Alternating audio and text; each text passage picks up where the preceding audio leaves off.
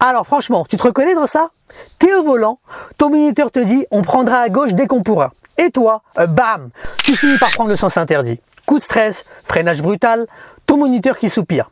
Ou pire encore, tu arrives à un giratoire bien chargé, tu veux t'insérer, tu cales une fois, deux fois, les voitures derrière qui klaxonnent et tu sais que tu viens de louper ton permis. Mais attends, parce que ça c'était avant.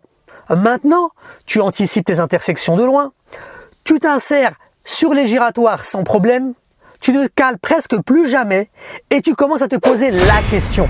Est-ce que je suis vraiment prêt pour passer l'examen? Aujourd'hui, je vais te donner les 8 signes concrets qui prouvent que oui, tu es prêt. Et attention, je les ai classés du plus facile au plus difficile à maîtriser. Si tu valides les 8, il est grand temps pour toi de t'inscrire à l'examen du permis. C'est parti. Si tu es nouveau ici, moi c'est Nassim, je suis moniteur auto-école depuis 2017.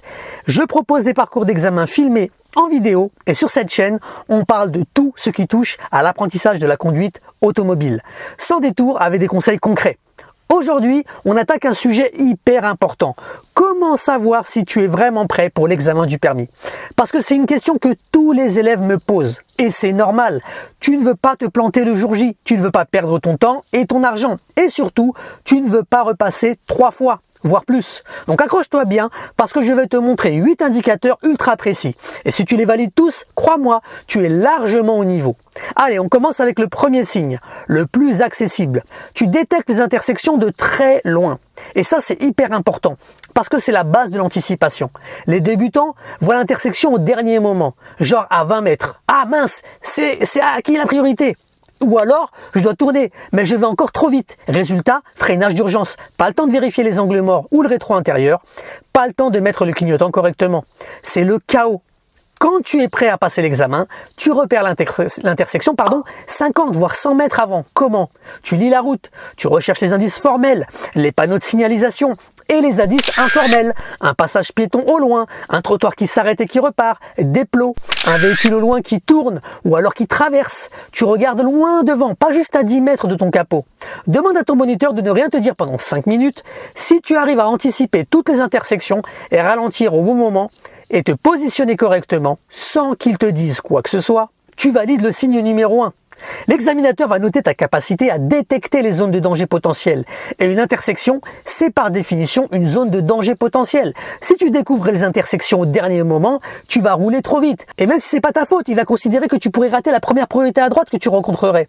Anticipe tôt une intersection, c'est la base pour adapter la vitesse et trouver la priorité. Deuxième signe, tu maîtrises les reprises en première sans caler. Soyons honnêtes, on a tous calé au début, c'est pas grave. Mais quand tu es prêt pour l'examen, les calages deviennent ultra rares. Genre tu peux faire 10 heures de conduite d'affilée avec des stops, décéder le passage, des feux rouges, des débarrages en côte et tu cales genre une fois ou 2 fois maximum. Si tu en es là, ça veut dire que tu as intégré le point de patinage parfaitement. Le bon dosage embrayage-accélérateur. Et là, patience. Oui, lâcher l'embrayage trop vite, c'est souvent par précipitation. Le jour de l'examen, imagine, tu arrives à un stop. Tu as 3 voitures derrière toi. C'est une montée bien rapide. Si tu cales, c'est le stress qui s'installe. Tu cales à nouveau, c'est la spirale, la panique. Mais si tu maîtrises tes reprises en première, tu démarres proprement, sans stress. Tu montres que tu es à l'aise. L'examinateur note mentalement, ok, il gère. Trouve une belle côte. Arrête-toi, redémarre 10 fois de suite s'il le faut. Si tu ne cales pas ou seulement une fois sur 10, c'est validé. Ensuite, dans les zones pavillonnaires, fais des reprises premières sans caler et sans à-coup. Troisième signe, tes rétrogradages sont fluides, sans à-coup. Alors là, on monte d'un niveau. Parce que rétrograder sans faire sautiller toute la voiture, c'est tout un art. Les débutants, quand ils rétrogradent de la 4e à la 3e, voire de la 3e à la 2e pour aborder un rond-point, boum, la voiture fait un petit bond. Les passagers ont la tête qui part en avant. Quand tu es prêt, tu sais adapter ta vitesse avant de rétrograder. Tu ne passes pas de 80 km/h en 4e directement en 3e. Tu ralentis d'abord à 50, 60, puis tu rétrogrades en tenant ton frein. Le régime moteur correspond au rapport que tu engages. Résultat, 0 à-coup. L'examinateur ne doit même pas sentir que tu changes de rapport. C'est ça la fluidité. Il doit être confortablement installé, presque comme dans un bus. Si la voiture saccade à chaque changement de vitesse, il va se dire que tu n'as pas encore la maîtrise technique suffisante. Fais un trajet de 30 minutes avec ton moniteur ou un accompagnateur. Demande-leur s'ils ont senti des à-coups lors des rétrogradages. Si la réponse est non ou à peine, tu valides. Juste avant de voir le 4e signe, je te rappelle que j'ai filmé tous les parcours d'examen d'Île-de-France en vidéo HD. Parce que tu as beau être prêt pour l'examen, tu ne le seras jamais autant que celui qui connaît les parcours par cœur. Ils sont disponibles sur mon site internet rouleraoul.fr, le lien est en description ou quelque part par là. 4e signe, et on commence à entrer dans le vif du sujet. Tu identifies rapidement les zones d'incertitude. C'est quoi une zone d'incertitude? C'est tout ce qui pourrait devenir un danger. Un piéton sur le trottoir qui regarde pour traverser, ou pas d'ailleurs. Et c'est bien ça le problème. Un véhicule garé dont la porte peut s'ouvrir. Un véhicule de livraison à l'arrêt sur ta voie qui te masque le passage piéton ou une intersection devant. Avec priorité à droite en plus. Un enfant qui joue près de la route. Une intersection où la visibilité est réduite. Quand tu es prêt, tu ne te contentes pas de suivre la voiture. Ton cerveau scanne en permanence. Tiens, ce piéton là-bas, il ne me regarde pas, mais il pourrait traverser. Cet autre véhicule-là, il masque ce qu'il y a devant. Ce camion garé en double fil, je dois vérifier qu'il n'y a personne qui va passer. Tu te crées des scénarios mentaux et tu adaptes ta conduite. L'examinateur adore voir ça. Il veut voir que tu conduis de manière défensive, que tu anticipes les erreurs potentielles des autres. L'examinateur. Dans le jargon, ça s'appelle absorber l'erreur des autres. Si tu ralentis légèrement en passant devant une école à 15h30, il voit que tu comprends le contexte. C'est énorme. J'ai eu ce cas d'une élève d'ailleurs. L'examinateur lui a demandé pourquoi elle ralentissait. On roulait vers une école. Elle a répondu ce que je viens de te dire. Juste pour ça, elle a eu son permis. Pendant 1 heure de conduite, compte combien de fois tu identifies les zones d'incertitude et tu adaptes ta conduite à ralentir, élargir le regard. Si tu en identifies au moins 10 à 15 sur 1 heure, c'est que ton cerveau est bien câblé pour l'examen. 5e signe, tu analyses le régime de priorité dans une intersection en X, rapidement. Bon là, on parle d'intersection avec pas mal de circulation. Pour beaucoup d'élèves, c'est la galère. Ils arrivent, ils ralentissent, presque à l'arrêt, ils hésitent. J'ai la priorité ou pas? Ouais? Attends, celui-là en face, il est prioritaire ou pas? Rappel, tu dois faire la distinction entre je roule sur la même route que l'autre usager ou je roule sur une route perpendiculaire à lui. Quand tu es prêt, tu fais cette analyse en 2 secondes maximum.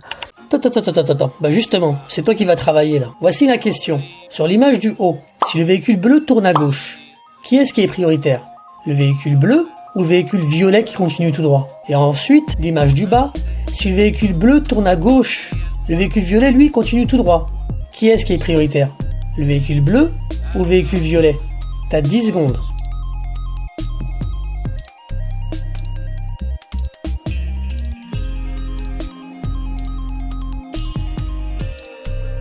Route perpendiculaire? Ok.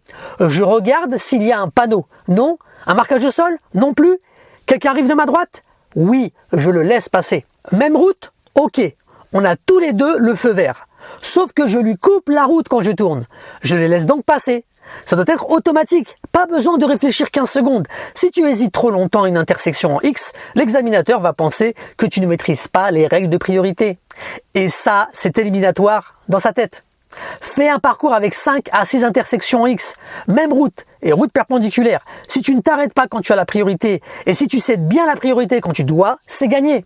6e signe, tu t'insères sur l'autoroute et les voies rapides sans stress. Alors là, on monte d'un cran. L'insertion sur autoroute, c'est souvent le moment de stress pour les élèves. Tu dois accélérer franchement pour atteindre 90, voire 110 km/h. Regarde dans ton rétro et ton angle mort. Trouver une place dans le flot de véhicules et t'insérer de manière fluide. Quand tu es prêt, tu ne fais plus ça. Accélérer timidement à 70 km/h sur la voie d'insertion, attendre qu'il y ait un trou énorme pour t'insérer, stresser et freiner à la fin de la voie d'insertion. Non. Tu fais ça. Tu accélères franchement dès le début de la voie d'insertion. Tu observes le trafic et tu adaptes ta vitesse. Tu trouves ta place et tu t'insères de manière décidée. Si besoin, tu ralentis légèrement pour te caler derrière le véhicule. Il veut voir ta réaction, de la décision, pas d'hésitation, c'est ça qu'il veut l'examinateur. Une insertion propre, dynamique, sans gêner le trafic. Pas à 70 km/h, mais à 110. Sinon tu crées un danger. L'examinateur va t'éliminer immédiatement. Va sur une vraie autoroute ou une voie rapide. Fais 3 à 4 sorties. Si tu t'insères à chaque fois de manière fluide, sans que ton moniteur ne doive intervenir, tu es bon. 7e signe, tu utilises toutes les commandes du véhicule sans qu'on te le rappelle. Ça peut paraître évident, mais c'est énorme. Au début, le moniteur te dit tout le temps « mets ton clignotant, allume tes feux, active les essuie-glaces ». Quand tu es prêt, tu le fais instinctivement. Il commence à pleuvoir? Tu actives les essuie-glaces avant que la visibilité sur ton pare-brise se détériore. Tu arrives à un giratoire ou à une intersection, le clignotant est déjà mis. Il commence à faire sombre, les feux sont allumés.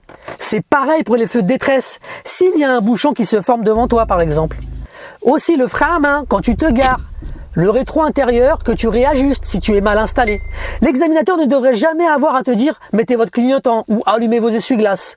Si ça arrive, tu perds des points directement. Il évalue ton autonomie. Est-ce que tu peux conduire seul après l'examen? Si tu oublies les commandes de base, la réponse est non, c'est évident. Fais 1 heure de conduite où ton moniteur ne te dit rien sur les commandes. Si tu ne fais aucun oubli, bravo, tu es autonome. Et on arrive au dernier signe, le plus difficile. Tu t'insères sur des giratoires très fréquentés de manière dynamique sans caler. Alors ça, c'est vraiment le niveau expert. Un giratoire bien chargé, avec des véhicules qui se suivent à 2 secondes d'intervalle, c'est l'épreuve ultime pour un élève. Il faut jauger la vitesse des véhicules dans le giratoire, trouver sa place, qui n'est pas énorme, s'insérer de manière décidée et ne pas caler au moment de s'engager. Parce que c'est ça le drame. Tu vois un créneau, tu t'engages et boum, tu cales. Le créneau est passé, les véhicules derrière toi klaxonnent, tu dois redémarrer en stress, tu cales à nouveau, spirale infernale, t'es éliminé. Quand tu es prêt, tu arrives au giratoire, tu ralentis, mais tu restes en mouvement. Si tu peux, tu identifies un créneau avant d'être complètement arrêté. Tu accélères franchement pour t'insérer. Tu ne cales pas comme ça. Bien sûr, si tu n'as pas le choix ou que tu as un doute, tu t'arrêtes. Mais attention à bien tenir ton point de patinage en démarrant. Si tu maîtrises ça, c'est que tu as une parfaite gestion de l'embrayage, une excellente lecture du trafic, de la confiance en toi et aucun stress dans les situations tendues, ou en tout cas un stress minimum. Et ça, c'est le signe ultime que tu es prêt. Va sur un giratoire bien chargé en ville, aux heures de pointe, fais 5 tours complets, avec sortie et réinsertion à chaque fois. Si tu ne cales pas, si tu t'insères de manière fluide, tu es largement au niveau pour l'examen. Voilà, tu as maintenant les 8 signes qui prouvent que tu es prêt à passer le permis. Et récap rapide, tu détectes les intersections très tôt. Tu ne cales presque plus en première. Tes rétrogradages sont fluides. Tu identifies les zones d'incertitude. Tu comprends rapidement les priorités en X. Tu t'insères bien sur autoroute. Tu utilises toutes les commandes, seul. Tu gères les giratoires chargés sans caler. Si tu valides les 8 sérieusement, inscris-toi au permis. Tu es prêt. Si tu en valides 6 à 7, c'est que tu y es presque. Continue de bosser les points faibles et dans quelques semaines, tu seras au top. Et si tu en valides moins de 6, ce n'est pas grave. Continue de t'entraîner. Ces signes sont justement là pour te donner des objectifs concrets. Par contre, attention, ne te précipite pas. J'ai vu trop d'élèves s'inscrire trop tôt par impatience et rater l'examen, perdre confiance en eux et galérer pendant des mois ensuite. Attends de cocher toutes les cases, vraiment, ça vaut le coup.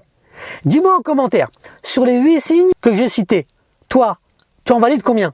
Ça m'intéresse vraiment de savoir où vous en êtes tous dans votre apprentissage. D'accord ? Allez, je te dis à très vite pour la prochaine vidéo. Bye !